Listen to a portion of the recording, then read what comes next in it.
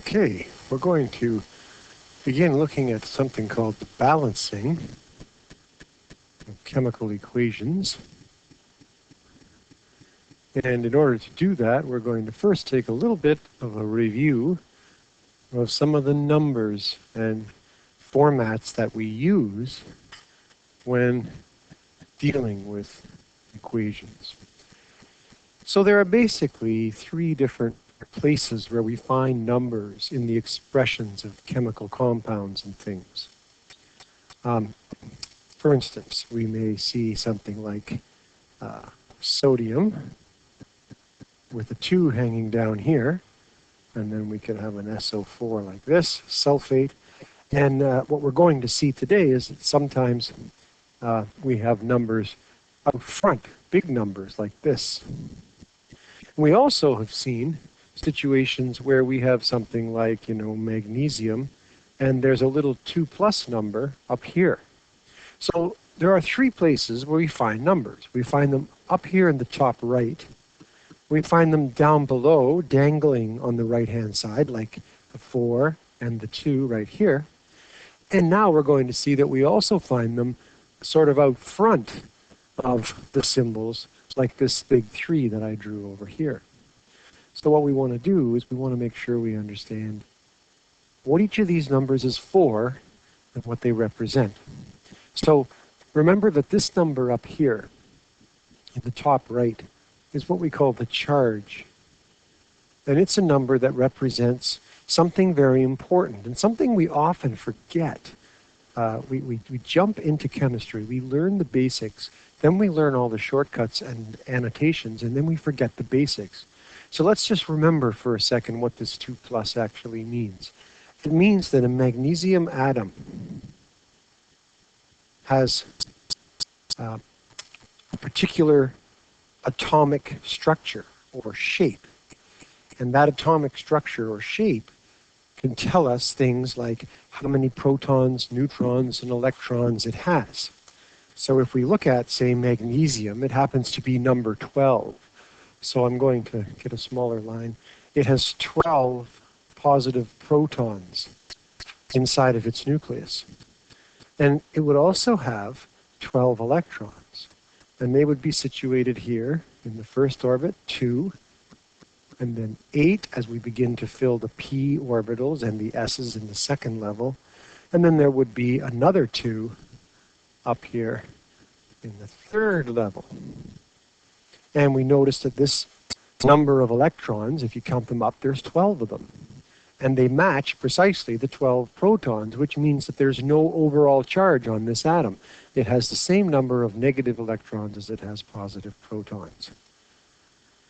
But we also know that this atom is not particularly stable in this situation. We know that what atoms would prefer to do is they would prefer to sort of hang out with other atoms and either trade or share electrons in such a way that it feels like they have a full outer orbit. And so for magnesium, we notice that these 2 electrons out here in the far orbit, or orbital, they're sort of in the way. And so what magnesium would like to do is give those away to someone else, another person, say oxygen, or somebody comes along. And if that's the case, magnesium gives away 2 negative electrons, and then of course there's now an imbalance. If you look at the total negative charge, it's only now -10. But the total positive charge is still +12, and so that results in a +2 sort of imbalance, or an overall charge. And that's why we've written up here a +2. It tells us or reminds us that magnesium is looking to get rid of 2 negative electrons and become a +2 charged ion in its process of binding with other atoms to make compounds. And those numbers are important for that reason. The numbers down below on the right-hand side, see this one here, this 4 and this 2 that I'm coloring in green. These numbers have nothing to do with charge. They're telling us how many. They're telling us how many there are of the atoms that they hang off of. So that's important, right? How many? But the 4 only applies to the O because it's hanging off of the O, right? And the 2 over here applies only to the sodium. So there's 2 sodium atoms in this little compound that I've drawn here. In fact, they would be sodium ions in this particular situation because they've already given their electrons to the sulfate, right? So we could put the plus there as well to remind us that in this form, it's not really a sodium atom as such. These are sodium ions that have given their electrons to the sulfate. And of course, the sulfate has a little 4 after it. So the sulfate would have 4 oxygen atoms right here, right? I'm running out of space here. 4 oxygen atoms, and then there would be 1 sulfur atom that makes up this whole big thing right here. That's what all those numbers are telling us. How many? But these little numbers that dangle in this position at the bottom right, they're only telling us how many of the individual atoms that they're dangling from. So we have to be careful of that. Now we're going to introduce this third number 3 up here that I'm now coloring in blue. And this third number is going to tell us how many as well. This is another how many number, but it's a bigger how many. It's telling us how many of the entire compound that we have. And so if we were to think about this, I'm going to go down and draw again because we've mucked up that picture pretty good. Let's take this little sodium Na2SO4. Well, what that is, if we count up the atoms, is it's 2 sodiums, right, which are actually ions, 1 sulfur, and 4 oxygens. Now, we can also count this as 1 sulfate polyatomic ion with a 2- charge.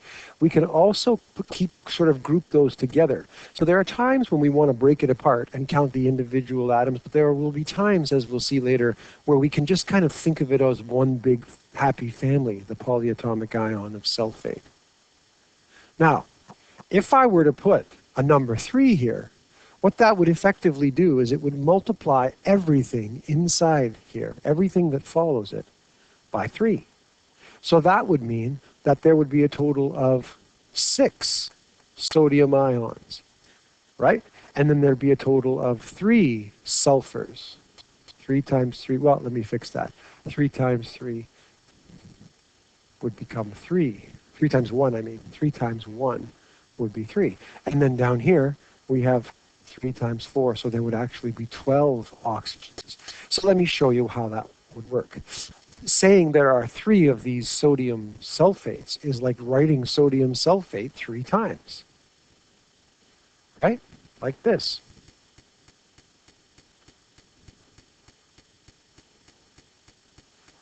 So we have 3 sodium sulfate ionic compounds. And if you count up the sodium atoms, you'll see there's 2, 4, and 6, right? 6. And then if you count the sulfurs right here in the middle, 1, 2, 3, there they are. And then the oxygen is 4 and 4 and 4, which is the 12 that we had over here. And so those are what all the numbers are for. And we have to remember that when we start looking at how we balance these equations together. So what we're going to do now is we're going to start writing some chemical reactions. Okay? Now, we're going to focus on how the reactions happen, not so much on why they happen. Because why they happen is pretty complicated, and it's going to require a little more than just an introductory chemistry course to understand that. So maybe in grade 11 or 12 or university, you'll start to get a better handle on why things react. But we can sort of shortcut it, and we can give ourselves at least some of kind of an answer. And that is, again, that the atoms are all trying to find the most stablest positions they can. And so they're giving their electrons and taking electrons and sharing electrons and finding different combinations that somehow reduce them to the sort of most stablest form or the lowest energy state. And of course, that all depends on who you're with, right? So if you happen to be hanging out with sodium, maybe you can get the lowest possible level of energy with sodium. But if lithium comes along, maybe you can squeeze a bit lower if you just give up sodium and go and join up with lithium. So we get what are called chemical reactions as all these compounds sort of compete for the lowest possible states or the lowest possible energies of their electrons. So let's write a simple reaction. Let's take something like magnesium joined with chlorine. Now, I'm going to show you something else about these numbers. We'll go back here and just remind ourselves. We sometimes confuse, well, you know what, I'll draw it over here. We sometimes confuse the top and bottom numbers because we taught you in grade 9 and 10 this easy little trick where you take the 2 plus of magnesium and you combine it with chlorine, which is in the minus column, right? So that means chlorine wants to grab 1 electron and magnesium wants to lose 2. And we said there's a little trick you can do to figure out how they bond together by doing the crisscross down they go method. And that means that the 2 from here goes with the chlorine, and this is a 1, which is not written beside the magnesium, and we get this. So it makes it sound like the charge numbers are becoming the number of how many numbers. Well, that's just a trick. Those numbers are still very different. That doesn't mean that those numbers are the same. It's a trick we've developed that helps us get the right proportions for ionic compounds, but this little 2 has nothing to do with the charge of 2 anymore. Once it's crisscrossed, it's now a how many number. So don't confuse that. So over here, where I would have to put a 2 here, because in my head, I can perform this crisscross, and I know that that's how they have to go together. All right, let me just erase this, and then we'll continue on. Let's just say that there's some lithium metal nearby that happens to be available. And this little plus is sort of like, what's going to happen if this magnesium chloride compound actually encounters some lithium metal? Well, it's possible that the lithium might be able to join up with the chlorine in a lower energy state, and it might just be a little more stable. So what can happen is the magnesium and chlorine can split apart, and the lithium will join with the chlorine instead. Now remember, lithium can't join with magnesium because they're both positive ions. They both want to get rid of electrons. Metals typically don't join with other metals. So a lithium and magnesium partnership can't work here. The only possible switcheroo that could be made is if chlorine breaks up with magnesium and goes with lithium. So then what we would have to do is imagine what would happen if lithium and chlorine were to get together. Well, in our heads, we have to go back to lithium, which is a +1 ion, and chlorine, which is a -1. And then we could do the crisscross, and we would see that in this case, there's no 2s. Lithium and chlorine join together 1 to 1. So the little 2 that was hanging over here is there because of magnesium, but once chlorine joins with lithium, that 2 is no longer necessary. It's a 1 to 1 relationship. Okay. And then, of course, that would leave us with what's left over would be the magnesium metal left all alone. Okay, so far so good. So we've described what might happen if this were to occur. But now we have to worry about something else. Let's draw little pictures. I'm going to draw little pictures here to represent these. So I'm going to use little red circles for magnesium. And I'll put a little Mg inside to remind us. So that represents the 1 magnesium atom that I see here. I'm going to use a little green circle for the chlorine, and I'll put a little Cl inside. But because there are 2 of them, I'm going to draw 2 of them like this. This is where I see 2 chlorines. And then for lithium, I'll use a purple circle with lithium inside. Okay, on the other side of the arrow, by the way, is our symbol for turns into or produces, or in fact it's called yields. So we say it yields or turns into these things. So over here, I have one lithium, so I'll draw a little circle for that. Now I have a chlorine, so I'll go back to my green color that I used, and I'll put that chlorine in here, joined with the lithium, and then my little red magnesium at the end. Okay, now let's say that we were looking at our pictures.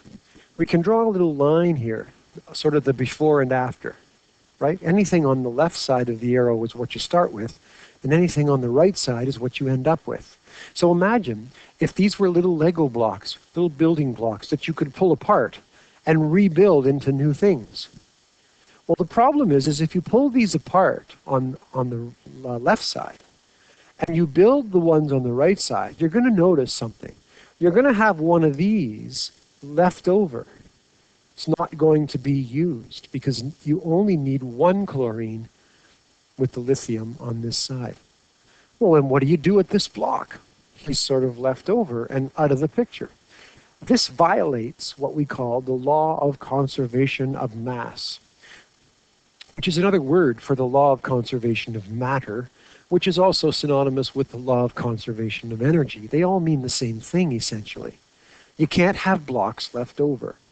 When we say that mass or matter is conserved, what that means is that whatever you start with, you have to have the same amount when you finish, even if it's in different forms. You can take the blocks apart and recombine them all you want, but you can't have blocks left over, or you can't be short any blocks. You have to make all the blocks add up. And so that's an important law. So now let's look at this and see if there's a way this could happen. And the way it can be fixed, or the way it can actually happen, is by adjusting the ratios of each of these things in which they get together. So if we were to imagine that we were going to start, we're obviously going to have to use up more of the CLs, right? The chlorines on the right side. So let's imagine that I tried to use it. Well, I would need another lithium to go with it. It can't just go by itself because I'm only making lithium chlorides. Nowhere on this side does it show chlorine by itself. So I'd have to use another lithium, which means when I start, I would have to have another one of these lithiums here like this, because otherwise I wouldn't have enough blocks. But now I see something. Now I see that everything works out. On the left, I have one magnesium, two chlorines, and two lithiums.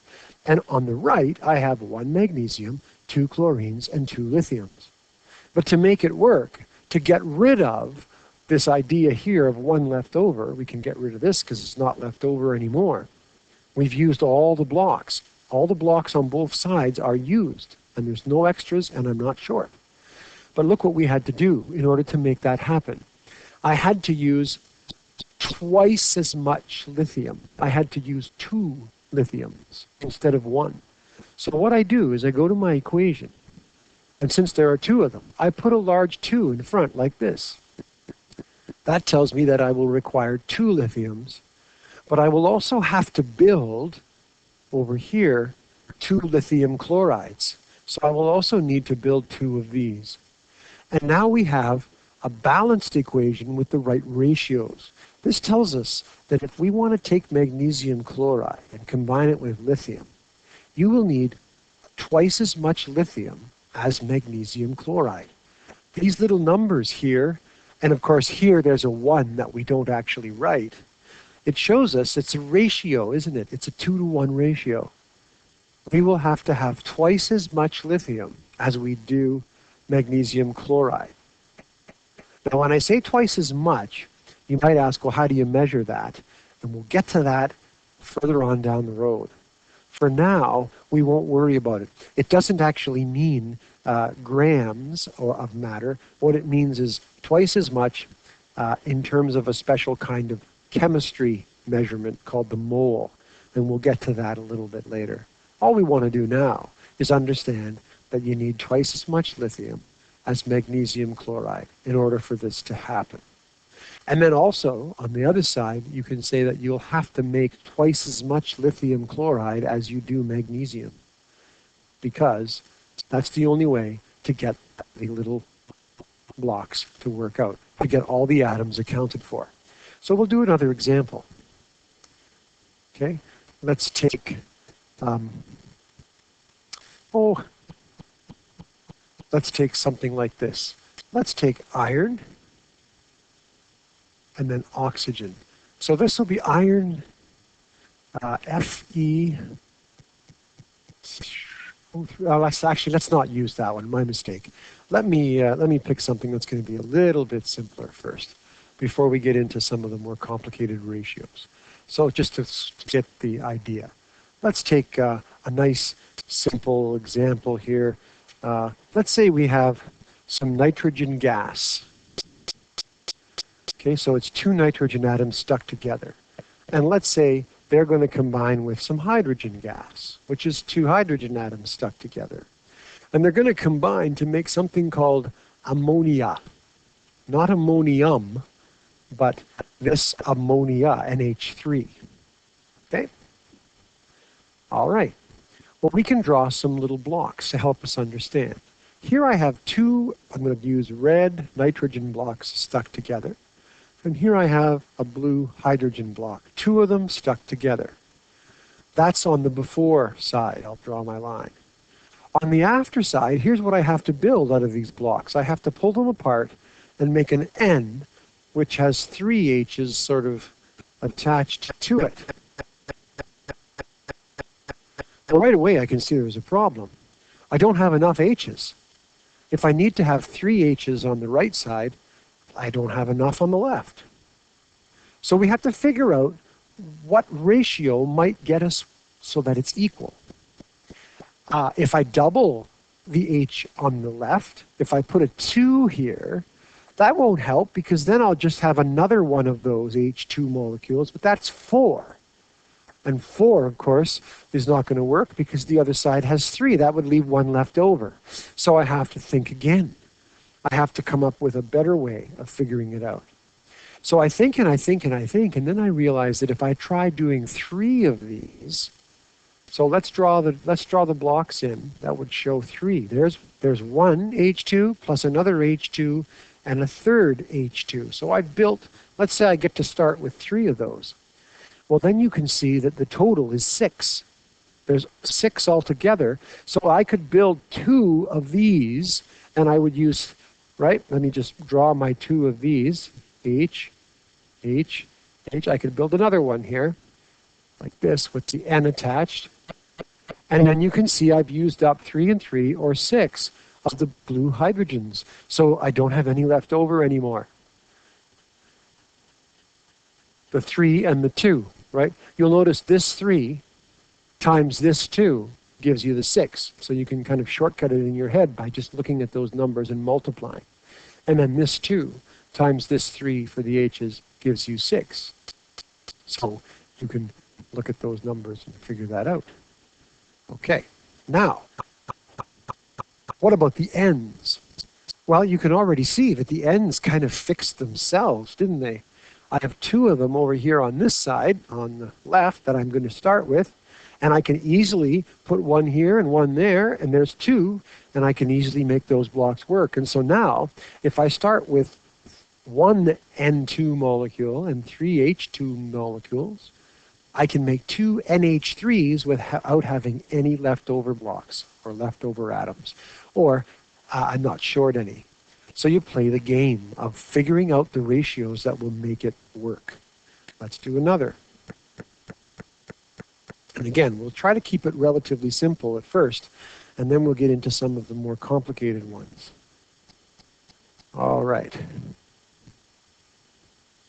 Let's try P plus O2, and let's make something called diphosphorus pentaoxide. So we're going to make that. All right. One more time, I'll just draw in my little blocks. Here's a P, and here is going to be 2 O's joined together, so I'll use green. Over here, though, I have to make something that has 5 O's in it. O, O, O, O, and 2 P's. So 2 blue P blocks. So I got to somehow stick all that together to make one of those. And again, here's my before and after. Well, you can see right off the bat I have problems. I don't have enough P's on the left to make the thing on the right. So I'm going to have to fix it, right? And I don't have enough O's either. But I have a problem here too. I need to get 5 O's, but they come in pairs of 2. So watch what happens. If I decide to put a 2 here, well, I could get another group of O's, but that's only 4, so that's still not enough. So that won't work. So if I think, well, what if I do 3 of these? Well, that will give me 6 O's. That might be enough, but the problem is I'll have 1 left over now. So that may not work either. So what I have to do is I have to try to think of a number that will make this work on both sides. If I keep going, if I try 4, right? Let's make another. There's 4 of them. That gives me 8 oxygens. And I have to make, I need something that makes 5. I've got 3 left over. And 3 is not enough to make another one. So how many more would I need to be able to make another one? Well, think about that. Let's say I wanted to make another one of these products to use up all these O's that I need. Well, then I would have to make a second one of these blobs over here, a second diphosphorus pentoxide. And I would need all of these blocks to do it. That would be 10 oxygens needed. So I could think about putting 5 of these into the mix. I'll put another one over here. That gives me 10 oxygens on the left and 10 oxygens on the right. So that was trickier to figure out, but there was a way to do it. Right? There was a way to get it to work. And sometimes these things are just figuring out like this, solving a puzzle. There are a few little tricks you can use, but sometimes it's just work it out until you get to the number that works. Now, of course, the oxygens are all set to go, but look at my problem now. Over here, I have to have 4 P's in order for me to make those 2 diphosphorus pentoxides and use up all those oxygens. So that means I would need to have 4 of my P's here. So that would give me 4 individual P's like this, and then I would have enough blocks to make the other side, 2 and 2. And so I need to have 4 phosphorus plus 5 O2s, and I would make 2. I guess I better put the number 2 here. I'll put it in black to show that I've got 1, 2. I had to make 2. There was no way to make just 1 without having leftover materials. There's just no way to do it. And so when you make this stuff, when you go shopping at the store, you have to buy 4 phosphorus and 5 O2s. It's the only way it'll work. It's kind of like a recipe when you bake a cake. If it says you need 3 cups of flour and 1 cup of sugar, well, you have to follow that. If you put in 6 cups of sugar and 8 cups of flour, your cake's going to come out all wrong and not be any good at all. Okay. So we're getting the idea. We can probably start to do it in our head now without actually drawing all these little blocks, right? So let's do one more in our head without drawing any blocks, and then I'm going to show you a couple of other little tricks that may happen. Okay, so let's take this one, another simple one. Silver and oxygen, silver oxide. Now what happens is if you heat this up with a flame, it'll break apart, and you'll get silver metal and oxygen gas. So those are the products. So here's my before and after line, which we can just imagine. You don't have to draw it, but I'm drawing it for the sake of learning. Okay, well, what can we do here? Well, I have a problem. It looks like I could fix my silver if I just imagine 2 of these. I'm not going to draw the blocks this time. Okay, we can look over on the right here, or on the left, sorry, and we can see 2 silver atoms. There's the 2 right there. So over here, there's no number hanging down. There's nothing here. So I have to put a big 2 out in front. I cannot do this. Watch this. This is something you cannot do. You cannot take this 2 off and just put a little 2 down here. Whoops, whoops, whoops. Let's get my thing back. You can't put a little 2 down here. We're not allowed to touch those little hanging numbers when we do this process because those numbers are very specific to how the compounds go together. So you can't do that. The only numbers we're allowed to add when we're balancing in this way are the big numbers out in front. But they do kind of mean the same thing, don't they? This means 2 silvers, and this also means 2 silvers, but they're just in a different sort of form.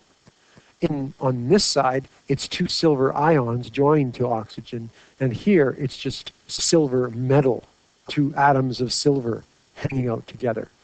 But the numbers mean the same thing. Okay, so we do that and we fix our silvers.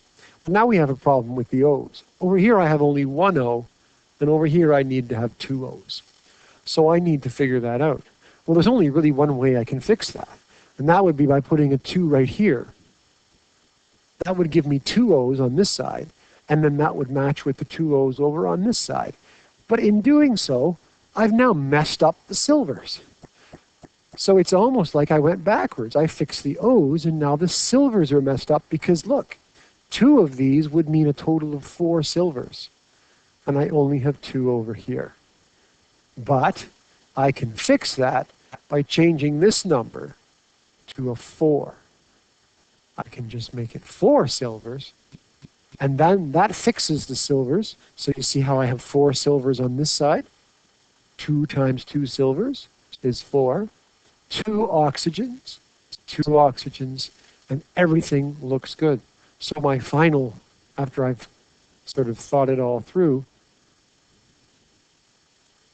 here's what I've decided. I've decided to take 2 of those, and it'll make 4 silvers and 1 O2 molecule. Excellent. Now it is balanced. Okay. Now I'm going to show you what you can do sometimes with the polyatomic ions, because they can sometimes be simpler. So let's take this example. Let's take KClO3. That's potassium chlorate. And if we warm it up a little bit, we can get it to separate into what's called KCl, potassium chloride, and some oxygen gas. So we can get those O's to kind of fall off. Okay. Now in this case, what you'll notice is on the left, there's a chlorate, a polyatomic ion. We can see it. But on the right, there is no chlorate. So that tells us that the polyatomic ion has been broken apart. So we have no choice except to add up all the atoms as usual. We can't make a shortcut on this particular example. Okay, so let's see how we would do that when you have a polyatomic ion on one side, but it's gone on the other side. It seems to be broken apart. Well, in this case, then we just do the same thing as before. We count the atoms as best we can. So the oxygens are going to be a problem because look, there's 3 over here on this side and only 2 over here. That won't work. Now, when you have 3 and 2, the magic number you should think of is 6, 3 times 2. So how can we get 6 oxygens on this side and 6 on this side? Well, we can do that if we make 2 of this. So now if I make 2 of them, and each one has 3 oxygens, that's a total of 6 oxygens. I can also go over here, and I can make 3 of those. 3 O2s is also 6 in total. So you see how they kind of, the 3 goes with the 2, and the 2 goes with the 3, and it makes 6 on both sides. Okay, now, the only problem, of course, is this 2 also means 2 Ks and 2 Cls. But that could be fixed over here by simply putting a 2 here. Now I have 2 Ks and 2 Cls. And I've found the ratio, 2, 2, and 3. Okay, now sometimes we get lucky. In fact, a lot of times we get lucky. Let me just erase these, and I'll jump down to the next one here. We get lucky in the sense that the polyatomic ion doesn't break up. It doesn't break up at all. So let's look at this example. Let's take sodium sulfate, Na, S, oh, wait a minute. Let me do this in black. I just kind of like the black. So sodium sulfate, there'd be two sodiums joined to a sulfate ion. And we're going to add it to magnesium nitrate, which would look like this. When you do your crissy-cross back and forth, that's how it goes. And then over here, I'll make a small arrow because I'm running out of room. They're going to switch partners. So the nitrate is going to break away from the magnesium and go with the sodium. Now, when nitrate goes with sodium, it's only 1-to-1 because you have to do a new crisscross. I don't need two nitrates on this side because sodium only requires one. And then on the other compound, I would have magnesium going with sulfate. And again, I have to think about how they would join. They don't require any brackets because magnesium is 2+ and sulfate is 2-. And so it would go together just like that. So you see when we make the products, they have different arrangements. And away we go. Now, you'll notice that there's a sulfate on both sides and there's a nitrate on both sides. So it looks like they're not breaking up. They're not breaking up, which means I can make my life simpler by pretending they're just all one thing. So it's kind of like I can do this. There's the sulfate, and here is the nitrate. And then over here, it would be sodium, oh, and there's two of those. Sodium, nitrate, gotta do it right if I do it, eh? Sodium nitrate plus magnesium sulfate. So in other words, we're not worrying about the S's and the O's or the N's and the O's. We're kind of just grouping it all together in our minds as one thing. And the reason we can do that is because it's not being broken apart. So whatever's on one side, if it's the same number on the other, it'll be the same number of atoms on either side. Okay? So that's kind of how we think of it. So let's play our game. Well, it turns out that I'm going to just erase some of these things under here so they don't confuse us. Okay, so I'm going to go back to the top one, and I'm going to say, okay, what have I got? Well, I see that I have two sodiums on this side and only one on the other. So I'll fix it by putting a 2 here. Now the sodiums are working out, 2 and 2. Then I look at the sulfate right here, and I see, okay, there's one sulfate. I know that it's got 4 O's and an S, but we're just pretending it's one thing, because there's also one sulfate over here. And if there's one sulfate on both sides, it's got the same S's on both sides and the same O's, right? So I can do it all as one sulfate. And then I look at my magnesium, and I see one magnesium, and I see one magnesium. So far, everything is working out great. And then I see that I have 2 nitrates here and 2 nitrates here because I put this 2 in front. And look at that. All we needed is that one number, and everything worked out fine. The 1-2 fixes everything. And sometimes it goes that way. You fix one thing and everything else falls into place. Other times, it seems that every time you fix one thing, it messes up another, and you go in loops until you figure out the trick or the secret. So that's how we can view polyatomic ions. We can view them as one sort of thing and treat them all as one without counting their atoms if they appear on both sides of the equation. Okay? But if they don't, you kind of have to break them up and do their internal atoms, like in this one up here. Where was it? There, the chlorate. And you get a couple different options. Okay, so that's the game of balancing. I'm going to do just a couple more examples for those people who just want to see a couple more, maybe some harder ones. Oh, in fact, I'm going to show you another trick that you can use.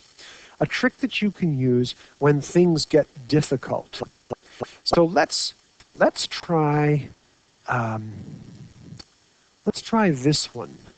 CH4, which is methane. And let's add O2.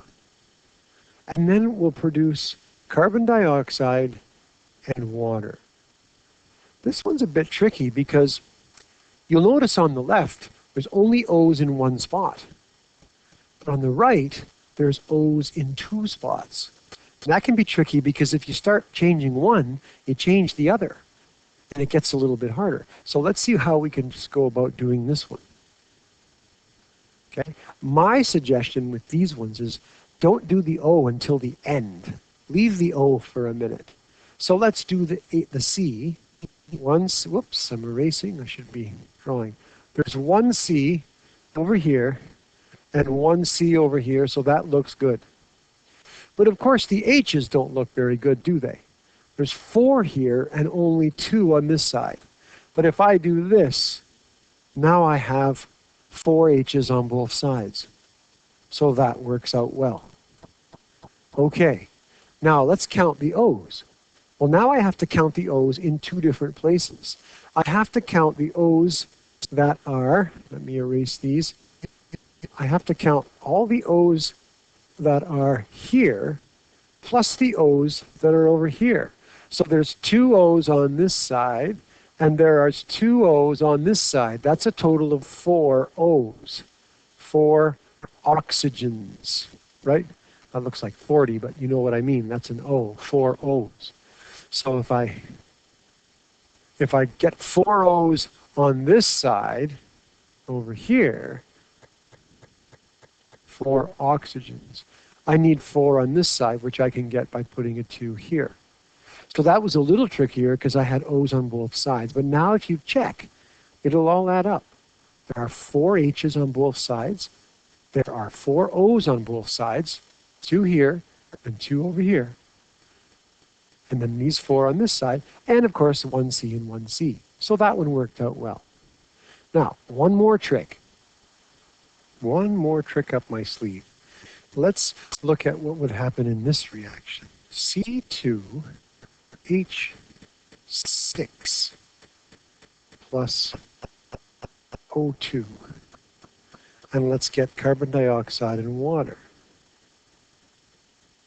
Let me erase what's here. There. Okay, let's see how we might balance this. Well, the first thing we notice is the C's are off. There's 2 on the left and 1 on the right, so we could fix it by putting a 2 over here. And now my C's are all lined up, no problem. We also notice I have 6 H's on the left and only 2 H's on the right, so I could fix that by putting a 3 over here. And then the O's are going to give us a problem. If I count up the O's, on this side I have 2. And on the other side, I have 4 right here. And on this side, I have 3. Remember that 3 counts for everything. So that's a total of 7. Well, here's the problem. There's no way to make something with 7 if you have to do it in 2s. I could get 2. I could put a 2 here and get 4. Or I could put a 3 here and get 6, right? Or I could put a 4 and get 8. There's not really any way that I can get this to work out to 7. So, in fact, to get 7, you would need 3.5 of these, right? Which is weird. We don't put fractions in these numbers. We always have to use whole number ratios. So what would I do here to get 7 oxygens? Well, I wouldn't. If you find that you're in a situation where you have to use a half or a fraction to make it work, then what you do is you multiply everything to get rid of that. You double everything. So in this case, instead of using 3.5, which would technically would work, right? Because 3.5 O2s would give me 1, 2, there's 3 O2s, and a half of 1 would give me 7 O's, which would work with the other side. But where am I going to get a half an O2? It's not part of my recipe. It doesn't exist. So what I have to do is simply multiply everything in the entire equation by 2. And when I double 3.5, it becomes a 7. And then over here, this becomes a 4, and this becomes a 6. And when I do that, I can count up 4 carbons, 4 carbons. I can count up 12 H's and 12 H's. And then I can count 14 O's on this side, 7 times 2. Over here, I have 8 O's, and on this guy, I have 6 O's, which adds up to 14, so it works out. So sometimes multiplying everything by 2 or everything by 3 can help you avoid situations where it seems like you need a kind of a fraction to make it work. All right, and there we go. That's the story of how we balance equations. And really, it's just a game. It's like a puzzle. You have a few little tricks that you can use that I've shown you, but ultimately, you just keep trying until you get it to work out. And sometimes it's a pain and can be quite frustrating, especially when you have large numbers. Usually, we see 1s, 2s, 3s, 4s, and maybe 5s, but some equations require numbers that are much, much bigger. 15, 20, 25, and so on. We don't use those equations as often in our chemistry, but they do exist. And so now all you have to do is practice, practice, practice.